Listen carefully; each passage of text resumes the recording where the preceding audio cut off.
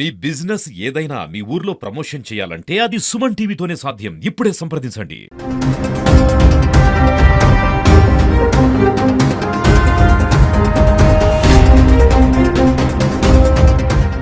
నమస్తే, welcome to Suman TV Warangal. ప్రస్తుతం మనం వరంగల్ జిల్లా సంగెం మండలంలోని కుంటపల్లి గ్రామంలో ఉన్నాం. నిన్న మధ్యాహ్నం సంగెం మండలంలో విధులు నిర్వర్తిస్తున్న పంచాయతీరాజ్ ఏఈ రమేష్ ఏసీబీ దాడుల్లో చిక్కడం జరిగింది. అసలు ఏసీబీ దాడులు ఎందుకు జరిగాయి, పంచాయతీరాజు సంబంధించిన రాజు మీద ఎందుకు దాడులు జరిగాయి, అసలు ఏ విధంగా లంచం బాధితుల దగ్గర నుంచి ఎందుకు డిమాండ్ చేశాడు, ప్రస్తుతం మనం ఇదే బాధితుల దగ్గర ఉన్నాం. వారిని అడిగి తెలుసుకునే ప్రయత్నం చేద్దాం. సార్ చెప్పండి. సుమన్ టీవీ వారికి నా యొక్క ధన్యవాదాలు. మేము జూలై నెలలో కొత్తగా మేము సింగరేణి ఎంప్లాయీ రిటైర్మెంట్. నా సొంత ఊరు ఇది. నా పేరు ఎనపతల భూమి. మేము 7 నెలల నుంచి మన అప్లై గురించి పర్మిషన్ ఈ సేవలో అప్లై చేసినాము. 80,000 కట్టి ఈ సేవలు అప్లై చేసినాము. అప్లై చేసిన తర్వాత అది జిల్లా పరిషత్ గురించి అది పోతుందట. అక్కడి నుంచి పోయి కనుక్కున్నాం. ఎవరు పోతే కూడా మేము జిల్లా పరిషత్ ఆఫీస్కి పోతే కూడా ఎవరు కూడా మమ్మల్ని పట్టించుకోవడం లేదు.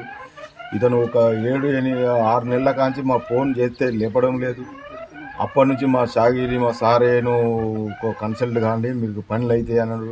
సారేని కడితే ఒకసేపు మాట్లాడిను. మళ్ళీ తర్వాత ఆయన ఇద్దరు ఫోన్ ఎత్తకపోవడం, మా ఇల్లు చాలా వెనకబడిపోవడం చాలా కారణము ఈ యొక్క ఏఈ గారి మళ్ళీ నా ఫోన్ కొడితే దొరకవడం, ఆ సైట్ దొరకదు. ఇదే కాకుండా పై ఆఫీసర్కు చెందుకున్న ఒకసారి జిల్లా పరిషత్ ఆఫీస్కు కలెక్టర్ ఆఫీస్కు కూడా పోవడం జరిగింది. జిల్లా పరిషత్ ఆఫీస్ పోతే తిన పేరు చెప్పడం లేదు. ఎవరు కూడా ఒక సామాన్యుడు పోతే జిల్లా పరిషత్ ఆఫీసు పోతే ఫలానా ఆఫీసర్ ఫలానా చేస్తాను కూడా సహకారం లేదు ప్రతి సామాన్యునికి.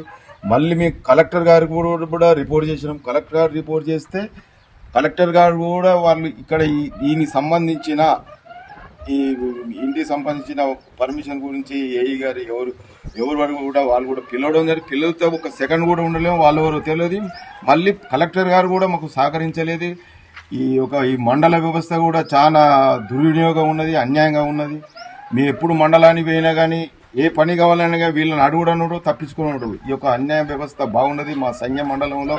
ప్లస్ మళ్ళీ ఇంకొకటి ఏంటంటే మేము కలెక్టర్ దగ్గర కూడా కలెక్టర్ కూడా ఏం సహకారం ఇవ్వలేదు. కలెక్టర్ మరి జిల్లాకు రాజు మరి ఏం చేస్తుంది, జిల్లాకు రాజుతోనే చెప్పుకున్నప్పుడు మాకు ఇక గత్యంతరం లేక ఈ యొక్క పరిస్థితి ఒకటి మాకు తెలిసిన ఒక కాడికి పోయి ఇది ఏంది, దీనికి బాధ్యుడు, ఇటువంటి సామాన్య ప్రజలకు మాకు అందుబాటులో లేకుంటే మా పరిస్థితి ఏంది అని మేము తెలుసుకోవడం జరిగింది. తెలుసుకున్న కదా రిపోర్ట్ చేయడం జరిగింది.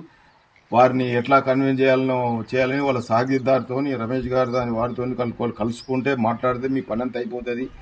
వాళ్ళు మాకు కలిసి మాకు ఇద్దరు డిమాండ్, ఫస్ట్ ఒక 15,000 డిమాండ్, అంతవరకు 80,000 డిమాండ్, తర్వాత 15,000 డిమాండ్, తర్వాత ఆఖరికి 5,000 ఇస్తా అన్నా కూడా కానీ ఒప్పుకోవడం లేదు. ఒప్పుకోకుండా నువ్వు ఎట్లా ఒప్పుకోకో ఎంతమందిని నువ్వు ప్రశంసనో బాగా తెలుసుకొని మేము సరైన ఒక పద్ధతులతోని నాకున్న పరిజ్ఞానం మా పై నాకు తెలిసిన పైకి ఫోన్ చేసి ఫోన్ ద్వారానే నేను వాళ్ళతో కన్సల్ట్ అయ్యి ఒక్క ఫోన్తోనే ఈ పని అంతా మాకు కంప్లీట్ చేసి పెట్టిళ్ళు. అతని మీద చర్య తీసుకోబడుతుంది. బాధితుడైన మొగలయ్య వారి కుమారుడు కూడా మన దగ్గరనే ఉన్నాడు. అసలు వారి మాటలలో ఏం జరిగింది, ఎందుకు ఏసీబీని ఆశ్రయించాల్సి వచ్చిందని వారి మాటల్లో అడిగి తెలుసుకునే ప్రయత్నం చేద్దాం. నమస్తే సార్, నేను ఎనబోతుల భరత్. నేను సాఫ్ట్వేర్ ఎంప్లాయీ, వర్కింగ్ అయితే సాఫ్ట్వేర్ ఎంప్లాయీ. మేము లైక్ 17/7/2024లో మేము ఇంటి పర్మిషన్ మేము అప్లై చేసినాము. ఫ్రమ్ లాస్ట్ మేము 7.5 months 8 months నుంచి మేము మా ఇంటి పర్మిషన్ ఇన్స్టెంట్ అప్రూవల్ కోసం మేము వెయిట్ చేస్తూ ఉన్నాము. ఇంతవరకు మాకు ఇన్స్టెంట్ అప్రూవల్ రాలేదు. మేము ఫస్ట్ అప్లికేషన్ చేసినాక నేను యాక్చువల్లీ గవర్నమెంట్కి నేను 1 lakh రూపీ నేను పే చేసినాక నాకు ఎప్పుడైతే ఇన్స్టెంట్ అప్రూవల్ అనేది వితిన్ 4 to 5 వర్కింగ్ డేస్లో ఇన్స్టెంట్గా అది రావాలి. ఒకవేళ 4 to 5 వర్కింగ్ డేస్లో రాకపోతే ఆటోమేటిక్గా అది ఇన్స్టెంట్ అప్రూవల్ అనేది ఆటో అప్రూవ్డ్ అయ్యి అప్పటికప్పటికి రావాలి. కానీ నాకు ఇంతవరకు 7.5 నెలలు నుంచి నాకు ఇంకా ఇంతవరకు నాకు రాలేదు. ఇంతవరకు మళ్ళీ నాకు ఇలా ఎందుకు జరుగుతుంది అని చెప్పేసి మేము గ్రీవియన్స్లో కలెక్టర్ ఆఫీస్లో మేము కంప్లైంట్ ఇచ్చినాము. కంప్లైంట్ ఇస్తే అక్కడ కలెక్టర్ గారు చర్యలు తీసుకున్నారు. చర్యలు తీసుకుంటే కూడా మన ఏఈ గారు రమేష్ గారును వాళ్ళ అసిస్టెంట్ సారయ్య గారు వాళ్ళ మీద మేము వాళ్ళ పై దృష్టికి మేము పట్టుకుపోయినా కూడా మాకు ఎలాంటి న్యాయం అక్కడ జరగలేదు. అక్కడ మేము 2 సార్లు వెళ్ళినాము.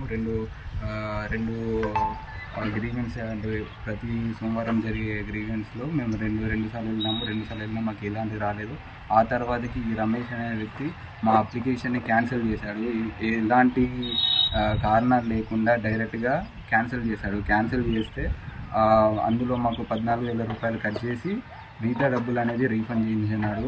మాది ఎందుకు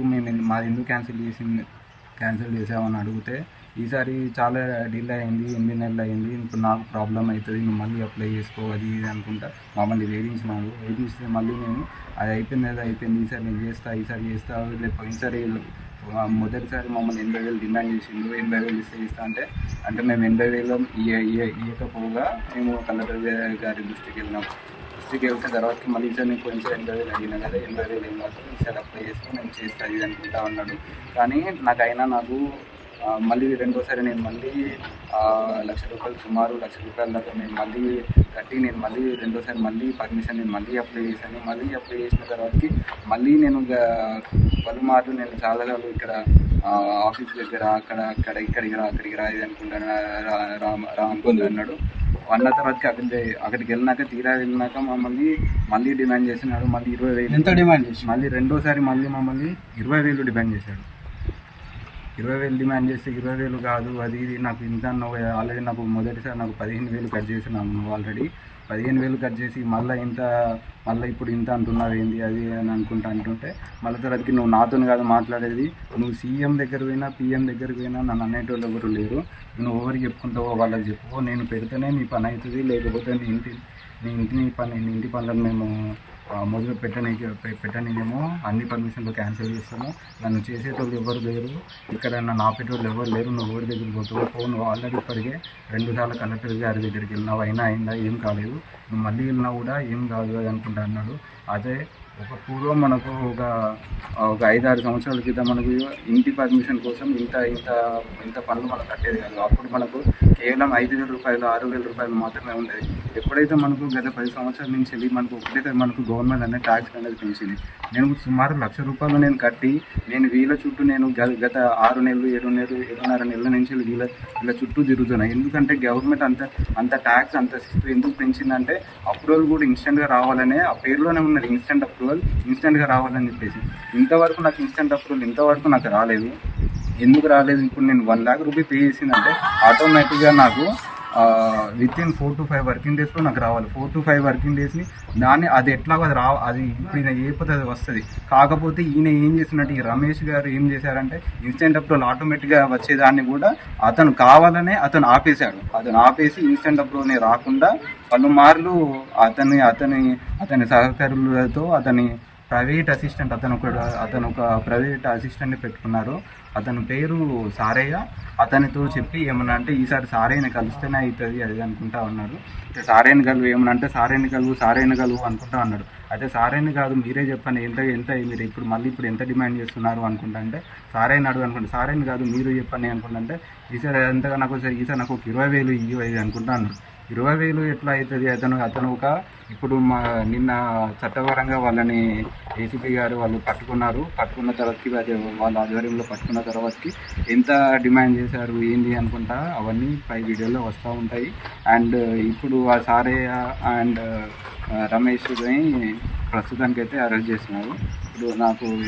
ఇప్పటి నుంచి నా పర్మిషన్ అనేది తొందరగా ఇస్తారని నేను భావిస్తున్నాను.